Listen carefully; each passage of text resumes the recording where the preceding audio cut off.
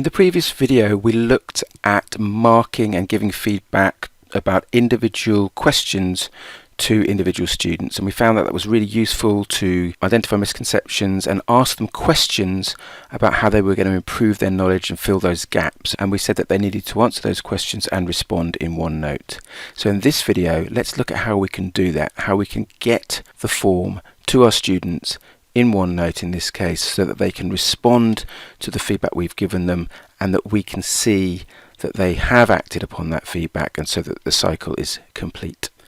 Let's start by reminding ourselves how we access our students' responses. So we're going to the Response tab up there on the right of the quiz.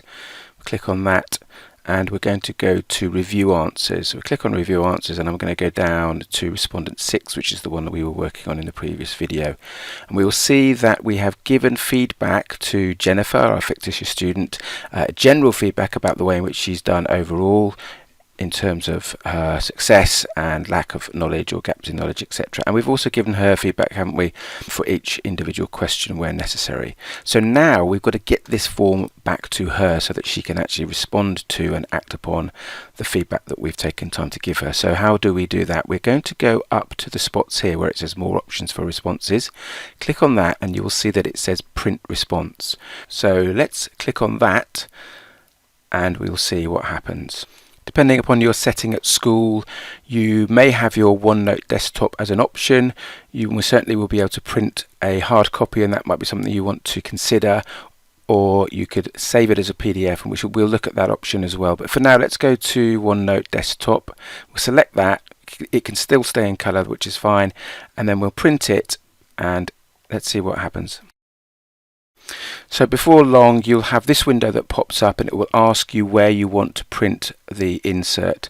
So you get your options of depending on how many notebooks you've got. In this case I'm going to go to PE Tutor. You can see that's my personal account there. So I'm going to choose Quiz and then OK. Now at the moment you can see up here the Quiz tab is selected, but there aren't any pages here. So let's see what happens when I hit OK. And almost straight away the quiz is printed into OneNote, which is absolutely amazing. So what I would do is I would change the title there. Okay, so we've got cardiovascular system feedback, and then what I'm asking the student to do is navigate to this area in their OneNote and then to respond to or read my feedback, respond to it by answering these questions. And they can do that in a number of ways, as you may be familiar. They can type in, they can ink, they can even make audio recordings as well. So when they've done that, as a teacher, we can then access their pages in the quiz folder in OneNote, and we can see that they actually have responded to the feedback that we've given them. You remember we said we'd also look at the option to save as a PDF, so let's just go through that process again. More options for responses by hovering over the three spots. Print response, and this time we're going to select Save as PDF from our options for destination. So Save as PDF, we're going to keep it as color, that's absolutely fine. Click Save and then you'll get your window where you want to save it now. Obviously this is just locally for me in this document, but I might give it a recognizable title. So now I know that's Jennifer's feedback for the cardiovascular system. I'm going to save that, and now what I want to do is go to OneNote and print that onto her page. So let's have a look at doing that just now.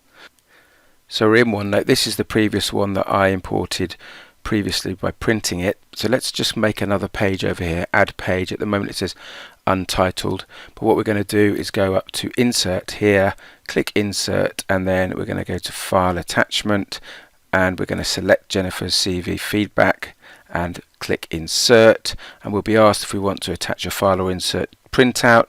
We're going to insert the printout, so let's do that just now. And there it is, labelled as printout, so I might want to just give that a name again so it's meaningful for her. So hopefully that's a really useful tip. It's a good cycle and a good habit to get into, and of course it provides content and material for your students to refer back to for preparation for assessments and exams.